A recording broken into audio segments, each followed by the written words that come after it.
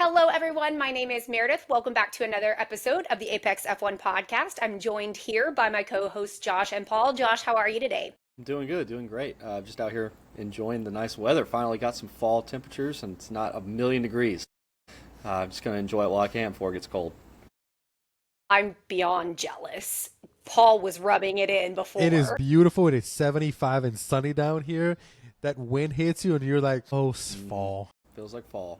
I feel I feel like I'm craving fall so bad. Like earlier, Joe and I went and got Starbucks. We got, that pumpkin cold brew. Like I'm really feeling fall because it was stormy out, but it's stormy and like 95 here with 1000% humidity. So I'm pretty jealous of you being able to be outside right now. Listen, we don't get a lot of these beautiful days down here in Memphis often, but when we do, they are beautiful. Yeah, absolutely. I would take advantage of it. We did have a couple of cool mornings this week where I was actually able to sit outside and have coffee in the morning for like 30 minutes before it got too balmy for me. You gotta take what you can So get, I we had guess. an exciting race this morning in Italy where the weather was also fantastic. Bright, sunny, not a cloud in the sky, a lovely day in Monza. So let's jump right on in. Paul, what were your thoughts on Monza?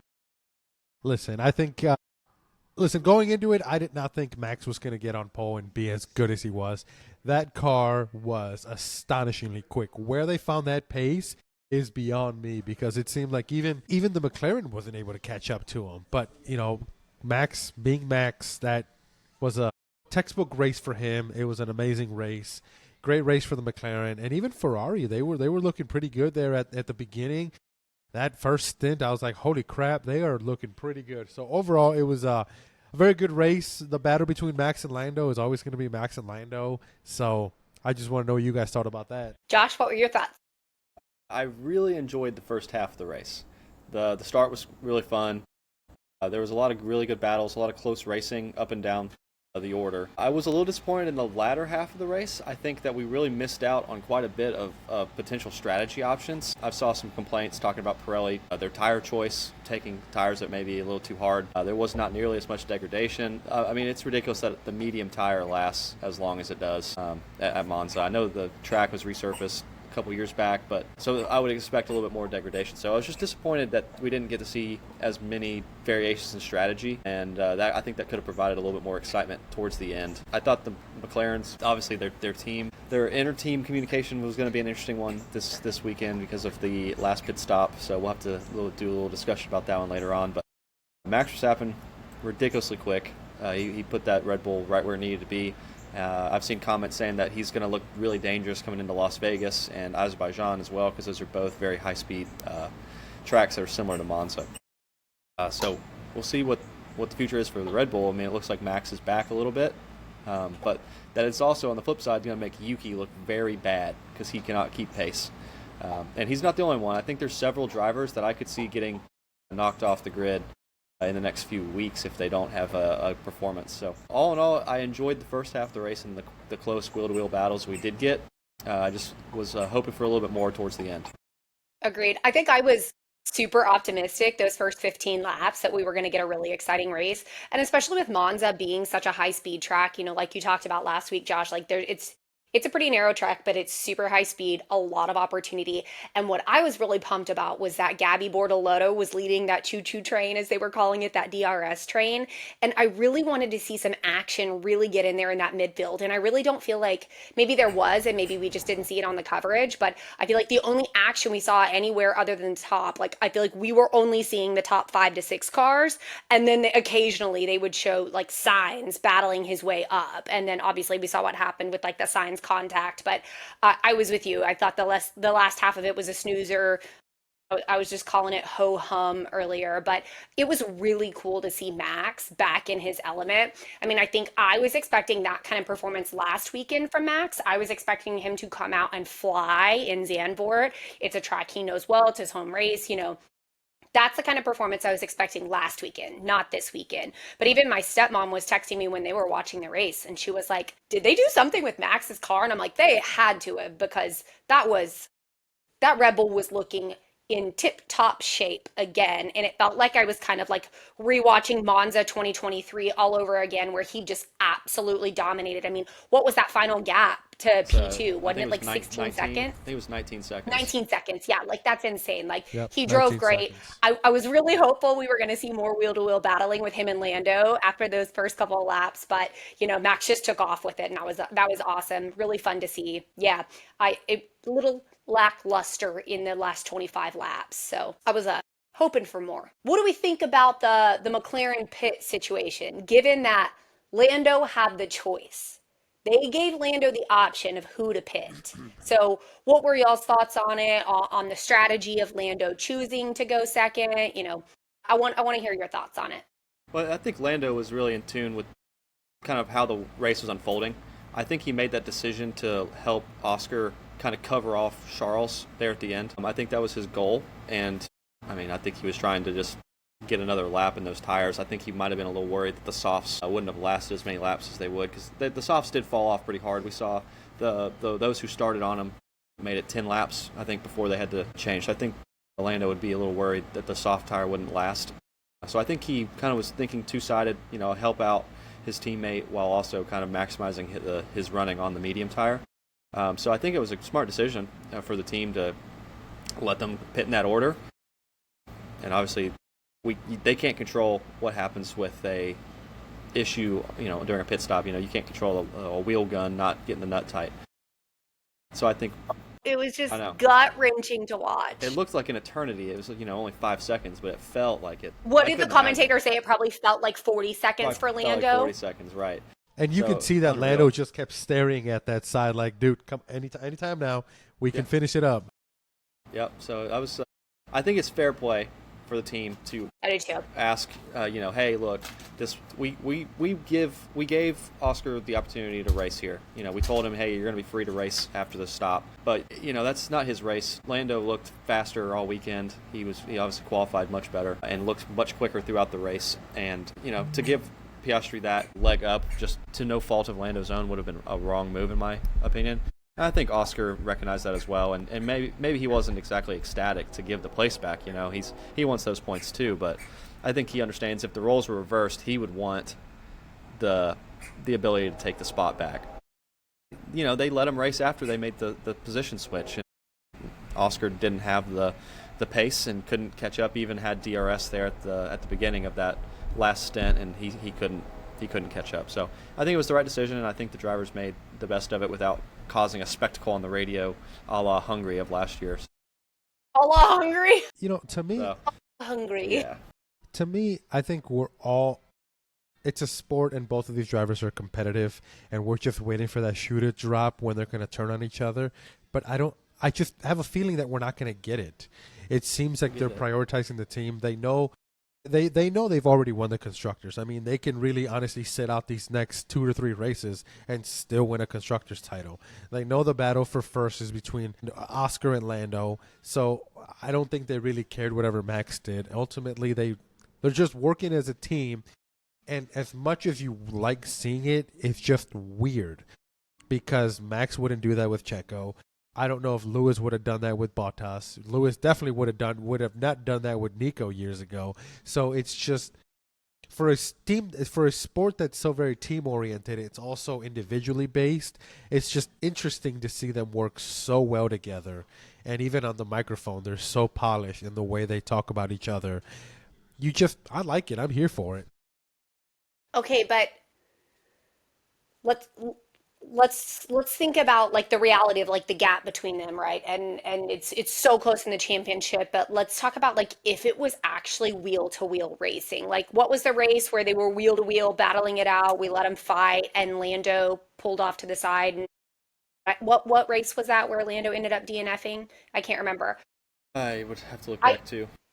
But we've I seen several if cases I of that. think Yeah, I think if we get more situations like that that lead to like they had a situation today where where there was an unfortunate situation. Oscar understood it. He gave it back. The shoe has been on the other foot before for different reasons. They've never had that exact situation, right? But they both had to give a position back that they probably didn't want to because they understood it. And at the end of the day, they need the team. And the commentators always say that. But I think if we get to a point where every weekend it's the McLaren's wheel to wheel racing and the result is not always amicable. Like if a crash happens, if a contact happens that leads to a loss of points and not a 1-2 or a 2-3, I do think we could see a point where that amicable nice boy situation changes. Fortunately, we're not there. I think today I was absolutely floored by how professional both of them were about it. It sucked for Lando to be in that position. Lando didn't want to have a position given back, right? Just like Oscar didn't want to either, right? But I think both of them in those moments understood the team is for the greater good. Let me do it. It was right. I was very, very impressed by how both of them handled it today. And I think to me, the cool down room says everything. Because you can make nice on a radio for PR, but the fact that they were in the cool down room joking, laughing, shows that like they are actually good. Like they were literally joking, having fun in the cool down room. And then when Max came in, they were all having fun. Like I love those three in a cool down room together. But had it been something different and it been wheel to wheel racing that would have resulted in maybe not such an amicable result, I do think eventually we could potentially see a conflict between them that isn't always niceties. And that's human nature. So I do just want to say I do predict, especially if we get further into the season and the championship battle continues, if there's some wheel to wheel racing, I do expect some heated moments. Like it can't always be rainbows and roses. Well, as it sits right now, they are separated with 31 points. Oscar's in first with 324, followed by Lando in 293. So 31 points really divides them. So a race win and another podium can really change things. Yeah. So I think you are right. I think if things start getting a little more spicy with them, I think we might see a shift in attitude. But as the season has gone on, there's been one winner driver that's just been better than the other one. Every weekend, whether it's Oscar beating Lando or Lando beating Oscar, Isn't that so wild? There's always that one car that's just that much faster, that much quicker, and just pulls away from the other. Yeah, I think. Okay. Go ahead, Josh. I was going to say that I think Meredith, you're exactly right. That the further we get on in this year, and the fewer races that there are, and the less points there are up for grabs, the tension's going to be there. We've already seen them battle. Yeah, it's a pressure cooker. Oh yeah, 100%. And the further we get on, they're both going to want this drivers' championship. It'll be both their first ones. You know, they're going to fight hard. Right now, we kind of see this team dynamic where it's still plenty of time left in the year. We're still trying to do this the right way, but the further on we go and the closer this battle is, the more fireworks we're likely to see, especially if they can maintain a wheel-to-wheel position. We saw in Austria and Japan, both times it was Oscar chasing Lando, and both times he almost ran into the back of him going into a corner towards the end of the lap. So situations like that could have very easily put both of them out of the race, and we've already seen, Lando took a DNF at one point because of a battle with Oscar. So the potential's there. We've seen it once actually come to fruition. We've got two other races this year that it has almost happened, and actually Oscar was told to back off as to not wreck out his teammate. So I think that we're still middle of the year. The further we get, the worse it's going to get. So it could be fun if these guys decide to not make it as clean as it is right now. 8 races to go. Things are going to get spicy. Speaking of spicy, let's talk about Carlos Sainz and his radios and like what's been going on the last 2 weekends. Because like, fool me once, shame on you. Fool me twice, shame on me. We now have 2 weekends in a row where Carlos Sainz is in these incidents with people, in these wheel-to-wheel battles where it appears he is ahead at the corner, but it ends up resulting in contact that ends up resulting in penalties. We know that Williams has requested the right to review with the FIA. Like, I hope they do hear that. But then today we had the incident with, hold on, I was going to go back and look at my notes. Ollie and see Bearman? Mm-hmm. Yeah, Ollie. Thank you. Yeah. Ollie, again, seeing the replay, it looked like Carlos was ahead in the corner. It looked like Ollie just didn't have anywhere to go. But it's 2 weekends in a row. I love a spicy Carlos on the radio. What are y'all's thoughts on 2 weekends in a row on these we're talking for like P15. What's going on? What are y'all's thoughts? This is a culmination and the building frustration of going to a midfield team, going from Ferrari to Williams. He goes in with high hopes and expectations, and he's filled with these grand ideas that Williams is going to be great, and they're coming back. They had some good performances, but like Alex Albon is delivering. Alex Albon is, and Carlos is delivering in free practices. And I think that's probably Carlos's free part of it. practices were insane. Carlos is now coming into this race and the last several races, and he's the second driver. He came in thinking he was going to be far and away number one, and here he is sitting in what 18th position in the drivers' championship with 16 points on the year. I mean, that's not. I don't know. That just felt like salt in an open wound hearing that statistic. Oh, it's terrible, and I didn't realize how bad it was until they showed it on the broadcast today. I hadn't looked at his I points rebuke total. that. It's I rebuke that as unbelievable. the truth. But and he got, he was given a black and white flag at one point for, his going over track limits. It just seems like he's driving angry. And obviously he's speaking angry on the radio as well.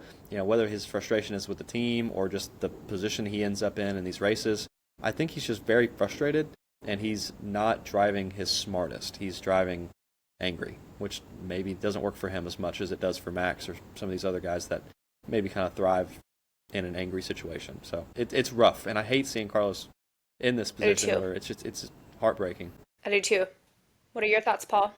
I mean, I agree. I think it's just him trying to get used to a new team, and especially it's a rude awakening being towards the back when for so long he was racing towards the front in that Ferrari red. But this is the same conversation we have with Lewis and Charles in Ferrari. Charles knows the car. Alex Albon knows the car in Williams. And you have to understand going into a team, it's going to be a learning curve. Plus, James Vowles said, I don't really give a crap what happens in 25. We're not focused on 25. 25 is a throwaway year. We want to focus on 26, 27, and 28, these new regulations that happen. Now, granted, all these drivers, from Max all the way to Lance Stroll, well, maybe not Lance, but all the way down to... I'm like, the fact that you even just said his name. Yeah. Usually that's like Voldemort. Like, it can't even leave your lips. Fair enough. But all these drivers are competitive. They all want to win. They all want to do well. So whether they're fighting for 19th and 20th or first and second, they're going to give it their all. So I think it's a lot of Carlos just trying to swallow that pill. Like 10th and 12th and 13th is where I am at best. And it's tough. It's tough, especially when he won in Ferrari and he had more wins than Charles. He won more last year than Charles did, didn't he? Oh, I don't know. No, I don't think he won more than so. Charles last He year. No, won in 2023, Australia. he was the only. In 2023, he was the only one who had a race win Fair. other than Max. So I know 2023 season, but I don't think he had more wins than Charles last year. But Because Charles won in Monaco and Monza last year. But when you taste victory to now having to be in 15th, or what did he finish today? 12th?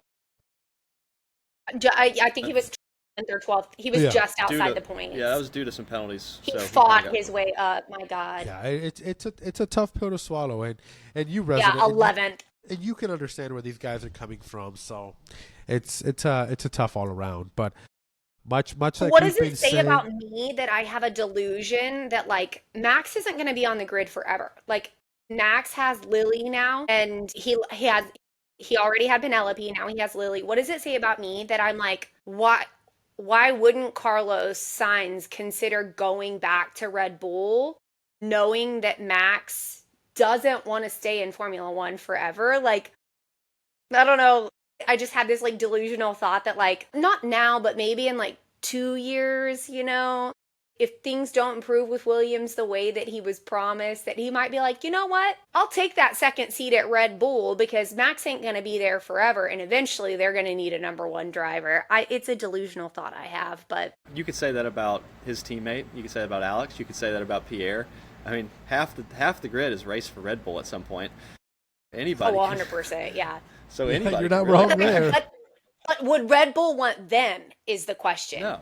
I think Red Bull would maybe take Alex Albon back. They ain't taking Pierre Gasly back. And I don't think they're taking Carlos Man, either. he's made his Alpine bed and he's gonna lay in it. Yeah. He's gonna have to retire at Alpine. Speaking of somebody who's made their bed and they're laying in it is Franco Colapinto. He is up. He's on my list of people who are probably not going to be making it very much longer. It's kind of a non-factor. It's so tough to watch. This is the conversation I had with my friend Lori this morning. She was like, she and I were talking during the race, and I said, like when you think about the position they're in, I hate it for Colapinto because he did so phenomenal for Williams last year. He did so great, and he's such a great driver. And unfortunately, when you're a rookie on this grid, if you don't deliver, you're at risk of being cut unless you bring title sponsorships.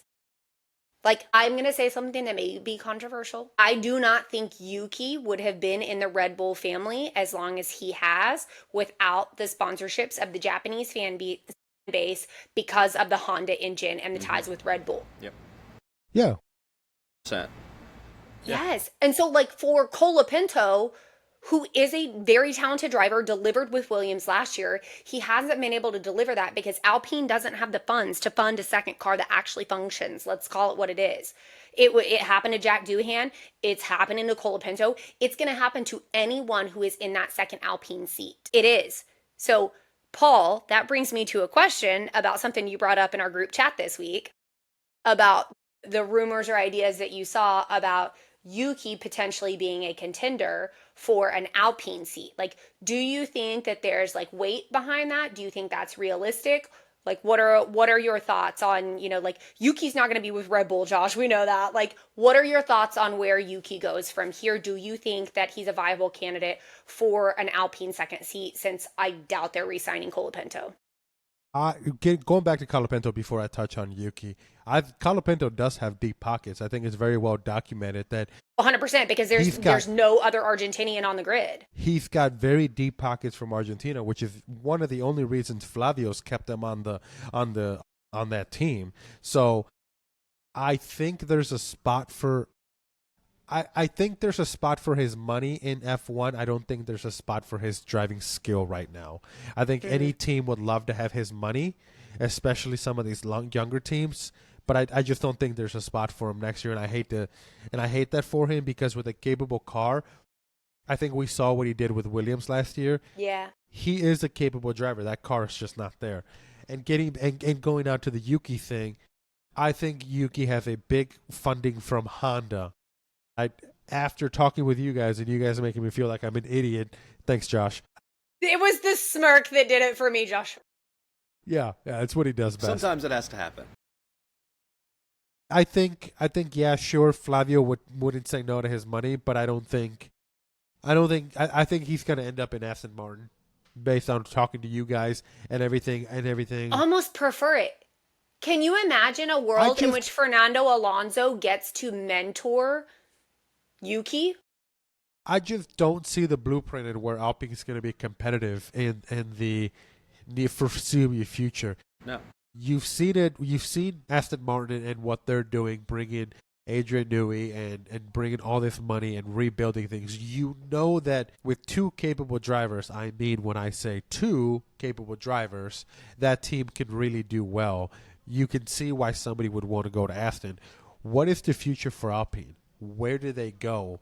Unless Flavio, and this is why I don't understand, and I talked to my brother about this today, I don't understand why Pierre signed with them unless Flavio opened up the books and showed him a blueprint of a utopia in the next couple of years. I personally don't understand see 1000% why he signed, though, Paul.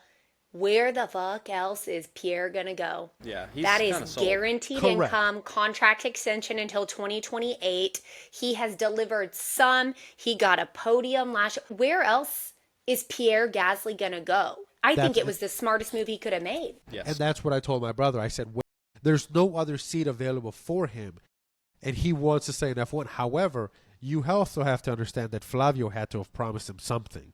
Like, there has to be something in the works to show that team's going to be competitive. It's got to be more than just a seat to me, I don't think so. I think I think Pierre's kind of understanding that, he's not going to be world champion, right? He's not going to be a driver's championship. He's not going to get a constructor's trophy, but he can stay in the sport for a very long time. He can represent his home country, because you got to remember that Alpine is partially owned by the French government. So he can race for his home country. He can live at home. He can basically, live out his boyhood dream and be he's the number one driver. All these guys want to be the number one guy. He is. He's got a secured seat. He's racing for what is, up until next year, is a works team, which is, a huge leg up on anybody being a customer. He can actually influence the direction of the way the car's performed and engineered. So he has a lot more say at Alpine than he would at a customer team. And like we were talking about, I don't think there's anywhere else for him to go. he stays at Alpine and he races there, or he goes and to his yacht, I guess. There's not really many options for him.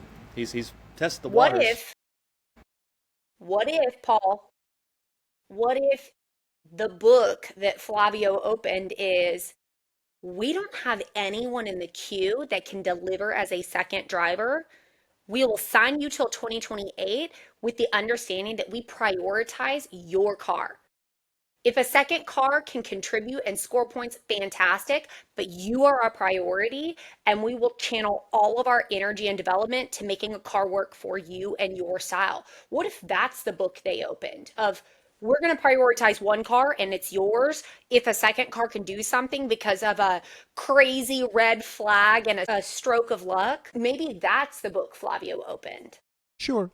But ultimately, take the money, take all the fame and glory away from it. Deep down, these guys are competitive individuals, and they want to compete for something other than 19th and 20th. So I'm sure there has to be something in there, whether it's like, all right, we're going to do this, this, and this. Yeah. But again, he got a podium last year Yeah, in an very true. Alpine. Yep. Like It's there occasionally. and he's also past his prime. Like he's not getting better as a driver. Like, and that's not a diss to him. That's a reality of where he is in his career. Like, I don't see Alpine having any life changing. But I also am I think that to me is the thing I'm most curious about is who gets that second Alpine seat. The rest of them, it's pretty set in stone. The rest of it is pretty predictable. Are there To any me, the rumors on wild who card would is who take gets that? that second Alpine seat. Yeah, they're Are there any reserve. rumors on who would take that? They're reserve driver. Who I don't even know who the Alpine reserve driver is. Hold on, it's on the tip Well, of my I know tongue. Jack Dewitt is one of them, but they have like They won't four go or back. They're three not of going to go them. back to Jack. They've Paul seen what Aaron. they've needed to see there. Paul Aaron will be the next one to go. Paul Aaron, no, don't do that. No, Paul, Yeah. go elsewhere. Well, because Okay, bye. I like he's Paul Aaron. I know. I think he did very very well in F2, but I think he's the next one up. Just plain I simple. know for a little while there, Well, they'll they were kill talking him. about Mick possibly taking that because he drives for the Alpine endurance team. And but I could see that too. If it was Nick just desperate. rumors. Would you rather place 19th and 20th in an Alpine F1, or would you rather win podiums in endurance racing with Alpine? Yeah, I'd I rather think do that. I think you take the podiums in the endurance racing. I think it's great to be an F1 driver, but Mick's already had the opportunity on a bad team, and it didn't work out so hot.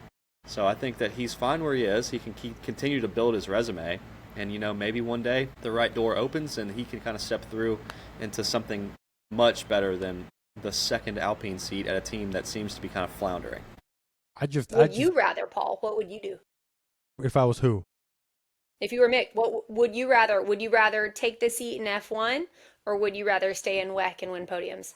Unfortunately, as much as I like Mick and I'm a fan of him, I don't see a path for him going to F1. I would stay in WEC. He seems to be doing really well. That WEC team seems to be doing well. Honestly, this is a thought I had the other day. If I was Mick, I would try to go to IndyCar. He needs to reinvent himself in open wheel racing. But there's so again. much of a European fan base in WEC, and I feel like Mick Schumacher, with all of the Michael Schumacher European F1 ties, I feel like people in the endurance world know the Schumacher name more than IndyCar. I don't know. I hear that. I think I he'd don't be phenomenal at it. I don't think that's Can you true. imagine Mick Schumacher on an oval? I think he'd love it, but I think he likes endurance racing too. I think the Schumacher name is worldwide. I mean, I don't know if you guys remember, turn on ESPN anytime in the 2000s. Michael Schumacher was I wasn't constantly on watching ESPN. ESPN in the 2000s. I mean, I was, but every time you turn on ESPN, Mick Schumacher, he always made top 10. They always talked about Michael Schumacher winning. So the name is synonymous That's a valid point. in the American market. I just think if he wants to get back in F1, he needs to find a way to reinvent himself and show that he is enough and good enough to get back into the good graces of F1. Honestly, part of me doesn't even want him to because I think he is good enough. I think he is good enough. I would argue he's better than 5 drivers on the grid right now Agreed. because of what he's done and grown in the last 3 seasons in WEC.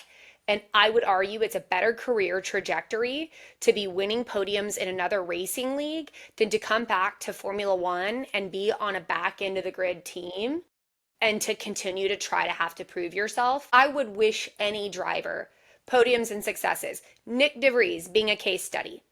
Like, that man did not even get half a season with AlphaTauri. And they said, you're done, goodbye, you're out. And now he's with Toyota Gazoo Racing, killing it. He's over in Formula E, killing it. Like, I would rather for their career see them in other racing series and succeeding than try to find their way back to Formula One because it is the pinnacle of motorsport, as some say. But I think the next thing I'm going to say is going to bridge us into another topic that I think Josh is going to have a good point about. I think for the motorsport fans like us and people that follow all of motorsports, we understand that. We understand that WEC is just as competitive and Formula E is just as competitive. But on the casual user that just turns on ESPN every once in a while, they're not seeing WEC, they're not seeing Formula E, they're seeing F1. They're seeing... Right, but we're also only seeing American sports. ESPN is an American-based sports broadcasting. Like, that is what we see. If we watched Sky Sports, we'd have cricket and we'd have rugby, and we'd have quite a bit of what I'm trying to say is F1 is much more accessible to the casual user and much more accessible to more people worldwide than a WEC is. And I'm not trying to talk crap about WEC. WEC is just as competitive as any other series. But what brings more money, what brings more eyes? Formula One. And that's where everybody wants to be. But anyone who's a real good motorsport fan understands that WEC is just as competitive, and he is in a better situation there as much as Nick DeVries is in a better situation in Formula E, and then they would be in a Formula One. It's just, this is the world we live in. And I think the fact that we didn't have any like crazy, silly season announcements during summer break like made things... Like, we're all in the lurch, right? Like, we know Pierre Gasly's really the only one that has that like contract extension that we've heard, but it will be interesting to see how things shake out. I think the second Red Bull seat will determine a lot.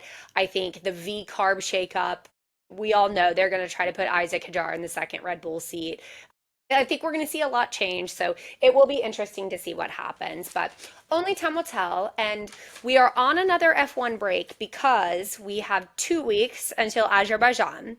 So, any other closing thoughts on Monza before I do our points recap? Okay, so we have a shakeup. Very excited, Paul. Very excited for you.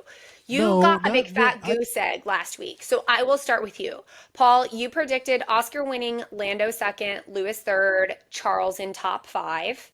So you actually got 2 points because Lando was in second and Charles was top 5. So you got 2 points. Josh, you predicted Oscar winning, Lando second, Charles third, Aston Martin double points. Yep, poor Fernando. You got 1 point for Lando in second. Fernando Alonso, the unluckiest man in Formula One. That made me really sad. I know. I was very, very sad about that. I couldn't believe that one. And he was doing so well. I couldn't believe that. That was so devastating. He was so pissed. Devastating. That radio message, he was livid. Justifiably so. And the saddest thing of all is that I got a big fat goose egg. I predicted Lando, Oscar, Charles, and V-Carb double points. Joke was on me. So 0 points for Mir this week. So that brings our points total.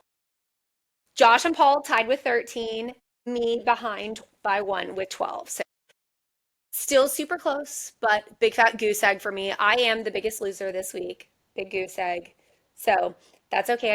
I take my big fat L. We have Azerbaijan coming up in 2 weeks, and I'm super excited for that one. That one is me and Joe's favorite track, actually. And whenever one of our friends' weddings got canceled and we were no longer going to Greece for his wedding, we tried to rearrange our trip to go to Azerbaijan.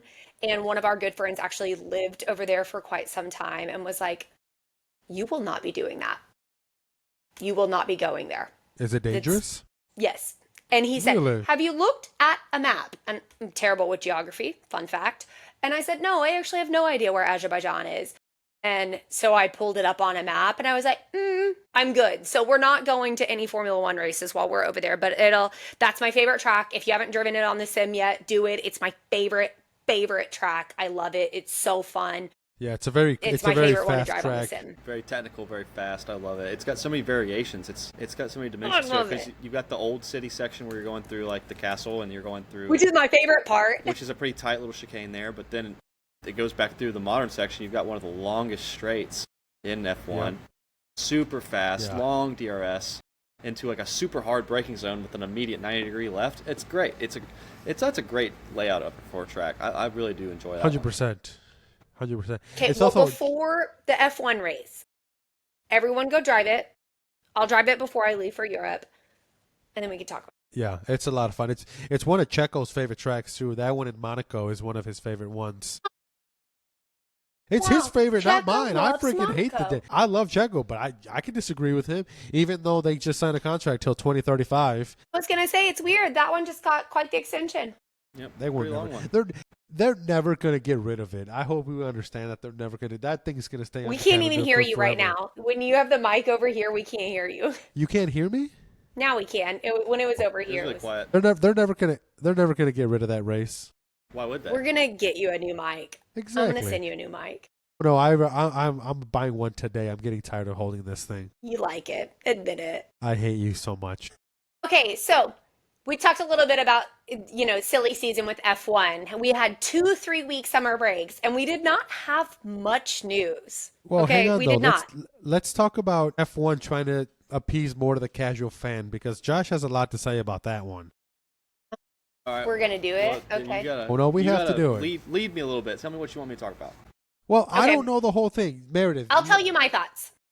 No. Talk about what. Josh, Paul, everybody, listeners, Paul sent us an article this week on social media. We have group threads, text threads, Instagram threads, and it was talking about how F1 is making a mistake by starting to appeal to a larger, broader fan base by trying to do different things, and that they're making the same mistake that NASCAR did 20 years ago by introducing all sorts of different racing formats, reverse grids, shorter races, all these kinds of things, and how 20 years later NASCAR is trying to peel this mess back and bring it back to the fan base it had, and NASCAR viewership is up and they've learned their lesson. But now F1 and the F1 CEO is starting to say, what's his name? Stefan Domenico? Yeah, Something like that. Stefan Domenico. He's saying he wants to, Stefano Domenic?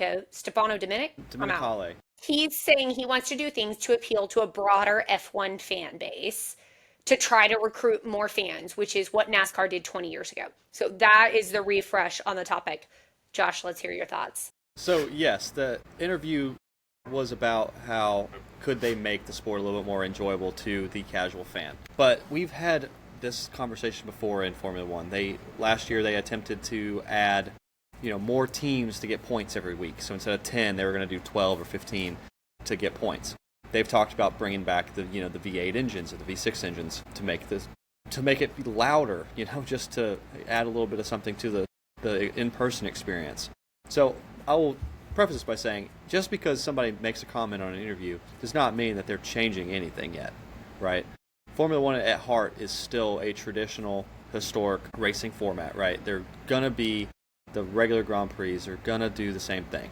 Now, what they want to do is maybe add to the weekend experience for the fan, right? There's been comments made that maybe not doing as many free practice sessions and including more sprint races, or changing the sprint race format to where there is a reverse grid or something. But those are all comments that have been made over the last several years by drivers all the way up to team principals and casual fans alike. So I don't think anything that was said is just absolutely groundbreaking, and I don't really buy into this panic that F1's turning into NASCAR, right? I don't think those two entities have any similarities other than they drive vehicles that have tires on them. They are completely different fan bases. They're completely different in the fact that Formula One has been around for many decades longer. I don't see the traditionalists that own these teams buying into that. And Formula One is part owned by the teams, as a management company. So they have a say in what happens to the format, which is they had a vote on the whole who earns points every race deal, and it got denied. The team principals voted, the teams voted, and they said, no, we want to keep it the same as it's been. 10 teams get points every weekend. So they can present any crazy thing they want to present to them and say, hey, we want to make sprint races, but we're going to do a crazy reverse grid situation with a reverse qualifying, whatever they want to do. They could get denied. They could just say no. So I'm not going to buy into this, F1's going to start doing charters and they're going to do stages. No. None of that's going to happen. I don't foresee any of that stuff. I think it's any league from and we've seen this with baseball, we've seen this with NFL. Any team, any league is looking for ways to engage with a younger audience. And any league that doesn't do that dies.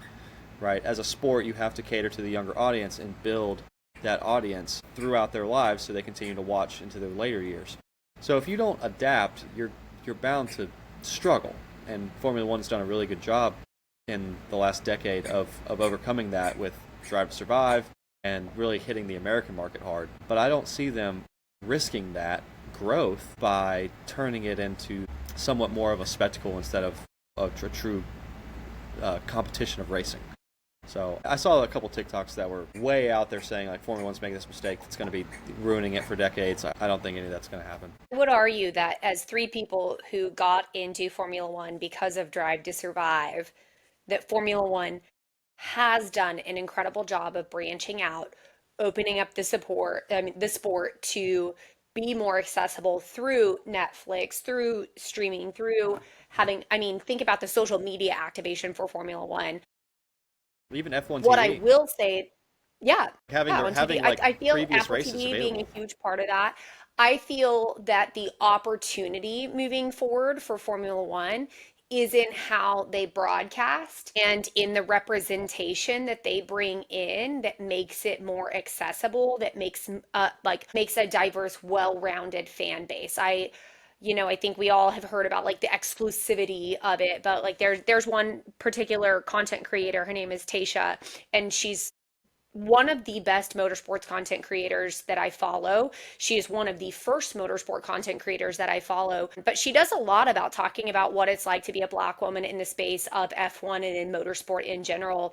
And I think it's really different because she's using her platform to talk about how much she loves this sport and how much she's connected with people because of this, but also talking about the reality of being a Black woman in this space. And I think that what I do predict and hope for in the future is that F1 as a media and as a broadcasting will open up and make it more accessible by listening to the fan base and not just what the existing fan base is, but the newer people to the fan base and what they are looking for in terms of representation that makes them feel accepted as fans.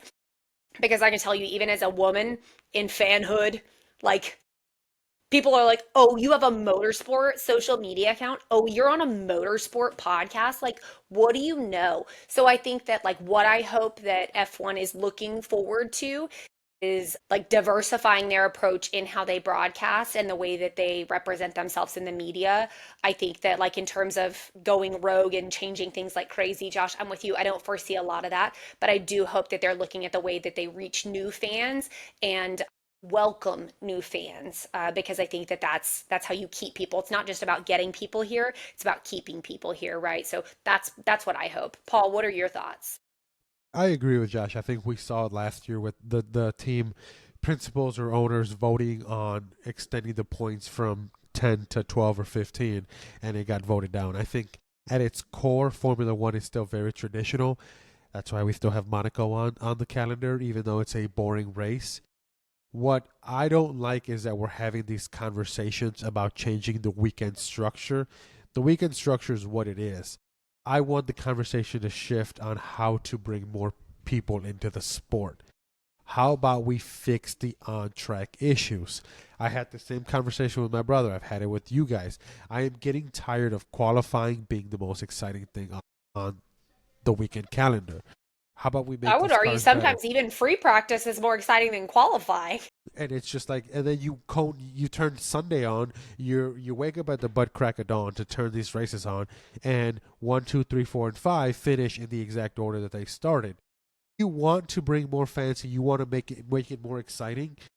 Give us that wheel to wheel racing that other motorsport races has. Formula E has it, WEC has it, NASCAR has it, IndyCar has it. IndyCar, I've been following it so closely. You don't know what's going to happen from one day to another.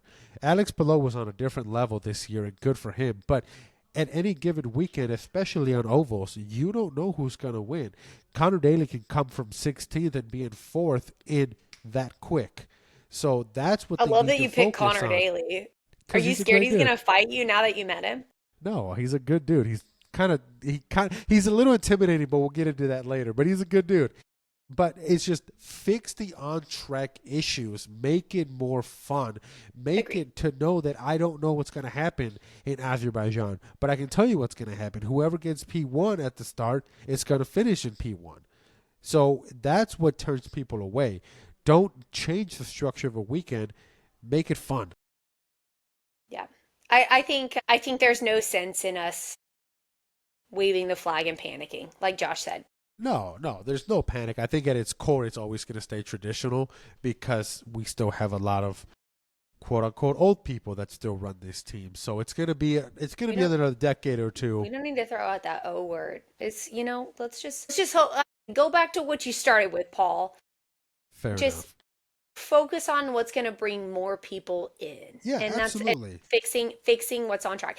I mean, like, honestly, think about it. Like, us as fans talk about the inconsistencies. Imagine being a new fan this season and not understanding why. Like, if you're like watching one race and the next, like, I'm always texting my friend Lori, this is her first season, she's watching, and she's like, wait, like, what? Like, I don't understand what, like, a couple races ago they do that, but then in this race it would be so confusing to be a new fan in like this season, where all of a sudden rules are out the window and it's like different. The FIA is doing different stuff, different races. So let's like you said, let's start with fixing some of the current experiences and consistencies with the FIA, and then we'll see where we go.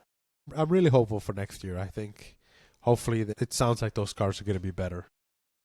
Hopefully. I'm just excited because it'll level set the playing field for everyone. Yeah, Like, absolutely. no, I think like it's this idea of like getting rid of the dominance of like the Red Bull or the McLaren. Like, I'm just excited to level set that playing field. Well, Paul, you alluded to it. You've been watching a lot of IndyCar. I have, obviously. But I think, with the IndyCar season just wrapping up last weekend in Nashville, it kicked off IndyCar silly season. And we had a lot of bets this summer, both on our break one and break two. We had a lot of bets on what was going to happen in the summer silly season for F1, and we didn't see much action. But we have had 1 week since the IndyCar race season ended, and we have had a lot of news in the IndyCar world for IndyCar silly season. So, Paul, Yeah. you want to give us a couple of highlights? Yeah, they did not wait. They seriously, after the checker flag, things were in motion, and by the next day, we They woke were up to a waving lot of that checkered flag like there silly was season. there was breaking news immediately. So the big one was Colton Herta is going to be the reserve driver for Cadillac. So good for him. I think we all saw those rumors, and I think it'll be. Hopefully, he can get it. I think he's missing 4 or 5 points on his super license to be able to race in Formula One. So I'm hoping that we can get an American on that team, and it looks like they're going to do that. It's still up in the air to know if he's going to actually race an F2 or what he's going to do. I saw some things that if he gets 4 FP1 races or gets to be on track for FP1 4 times, he gets enough points. So I don't really know how that's all going to work. The big one, Will Power is leaving, what, a 16, 17-year relationship with 17-year career with Penske. 17 with Penske. So they decided to part ways. Rumors have it that David Malukas is going to take over that spot. So we're But more still. importantly, before you move on and glaze over that, where's Willpower going? Will Power is taking over Colton Herta's seat in Andretti. So he's going to have the backing of Andretti. I think, personally, and I've seen a lot of people talk about this, this is going to be a resurgence for all Will Power. I think he's going to be competing towards the top. So I'm super excited to see how that's going to happen, what happens there. Rinus VK is leaving his team. We don't really know what's going to happen there. There's rumors that Roman Grosjean might be moving back to IndyCar. He's talked about it last season. Things might be working in the works there. David Malukas, like I said, is going to be taking over that seat with Will Power and Penske, but nothing is set in stone in there. So the big moves were Will Power and Colton Herta. They did not wait, and I'm happy for both of them. I hate to see Colton go, but I love that he's going over to Europe, and hopefully that Cadillac team can get him on the grid, because I know that Checo only signed a 2-year contract with Cadillac. I would assume Bottas is somewhere within there. Yes, So we predicted this. We predicted that both of them would be shorter contracts and they would mentor up junior drivers, but like I also like let's think about the value that these senior drivers bring to teams, right? Senior being loosely used, just experienced drivers. Like, think about what Checo and Valtteri are going to be bringing to Cadillac F1 and the feedback they're going to be able to give. I feel like that same type of thing could be said for Will Power. Hi, puppy. Gosh, how are you just gonna ignore your dog like that? He's Give it fine. Yeah, lovin's. how I feel like the rude. same thing could be said for Will Power. I feel like Andretti is doing a very, very smart thing by bringing Will Power over to Marcus Ericsson and Kyle Kirkwood are amazing drivers. They are absolutely wonderful. I love them, and I think that seeing what Will Power can add to that team could really round them out and help coach and develop them. I think it's just super exciting. I really love Will Power at Andretti, specifically with Marcus Ericsson and Kyle Kirkwood. I think that's a phenomenal trio. I think it's going to be really great for Andretti. I think over on the Cadillac side, I think what a better duo. I like if you're Colton Herta, imagine having Valtteri Bottas, Checo Perez, who have both won multiple constructors championships, have witnessed greatness, like are part of that, are incredible drivers, very accomplished themselves. I think it's going to be an exciting thing to see. If David Malukas does go over to Penske, phenomenal for him. I think it would be really tough. David Malukas had a really good season, and I think it would be a tough move for David Malukas, given that Penske had a really tough time this year with technical infractions, like the everything that could have gone wrong for Penske this year did, not sucked. But like, I mean, with Joseph Newgarden and Scott McLaughlin, I do think that David Malukas would really round that out too. So I'm excited to see what additional IndyCar silly season news brings. But I think the Andretti trio of Kyle Kirkwood, Marcus Harrison, and Will Power It's going to be really a round great things team. out. That team, it's and willpower. I mean, who wouldn't want him to be on on your team? Even though he was kind of mean to me in the autograph session, I'll just ignore that. And I'm But rooting like for him. that next day, it came out that he was cut from Penske. Like, That next give day the he was man some fired. grace. So I'm going to give him the benefit of the doubt, but we'll see what Give him the next time. benefit of the doubt. And if he's not cool to you at the next IndyCar race we go to We're in fighting. person, I'm telling you right now, we're dropping gloves right there and then. I'll drop gloves for you. You won't even have to. Listen, I it's probably wouldn't go to jail for that. You would. Like, listen, it's funny because we're talking about snubbing. Pato O'Ward actually snubbed my brother in that autograph session. He completely after I gave him the coin and I talked to him and I shook his hand and I like got around and I took a picture with him. Kevin walked up next to him and tried to get an autograph and talk to him. Pato completely ignored him. So my brother well, was like, next "Dude, year I we'll hate have him." koozies for you to Yeah. give Pato. So, but regardless, I'm super excited for IndyCar. There's going to be a lot of changes. There's rumors that a couple teams are merging just because they're having financial issues. So it'll be interesting to see how it all plays out. So it's I can't wait for next year. It's going to be a lot of fun. But how are things going in the WEC series right now? It's Lone Star Le Mans weekend here in Texas. The fact that it's happening 2 hours away and I can't be there sucks because I have to leave tomorrow morning for my national sales meeting. So it was not responsible for me to go, but that's what I'm about to do. I'm about to go downstairs. It probably actually just wrapped up because I think it finished at 7 o'clock last year. So I'm gonna go downstairs and get caught up. So I'll be able to provide some WEC updates next week. But I think like we're in a little bit of a break. We have no F1 next weekend. We have no IndyCar. Obviously, season is over. NASCAR is very much deep in the throes of playoff, but I know y'all don't love that like I love that. So next week maybe we can catch up on some WEC updates or just do like I can provide some WEC recaps. But yeah, it'll be interesting to see what happened at the Lone Star Le Mans. I know it was like a super rainy weekend out there too, so we'll see what happens. It's not that I don't love NASCAR. The playoff system confuses me, and I don't know what's going on. And I've tried to watch I'm it, aggressively invested. and I've tried to watch it, and my brother will tell you I keep it on the TV, and I try to keep up with what's going on. But I just get confused because I all the just got the drivers. announcement Denny Hamlin won this race, and I'm not the biggest Denny Hamlin fan. I like Danny Hamlin. He's got a cool Do you podcast. like Yeah. Danny No, Hamlin? no, Denny. He's a good dude. I speak two languages. My broken English sucks. I hate the both of you. Josh, don't laugh at that. I will say MotoGP was back this weekend Oh yeah, we in got news on Barcelona. that. MotoGP was back this weekend in Barcelona. The race was insane. Alex Marquez, not Mark Marquez. Mark Marquez has been dominating this season like Max 2023 style. His little brother, Alex Marquez, won their home race. If you have not watched them celebrating in Barcelona together, go watch my story. It is the best 30 seconds you'll see all day. Alex Marquez is up on the tires celebrating with the fans, home crowd win. Mark Marquez pulls around on the motorcycle, throws that motorcycle down, runs and jumps up and just tackles his brother, and they just dance together in the stands with the fans. It's so incredible. If you're not watching MotoGP, you need to be.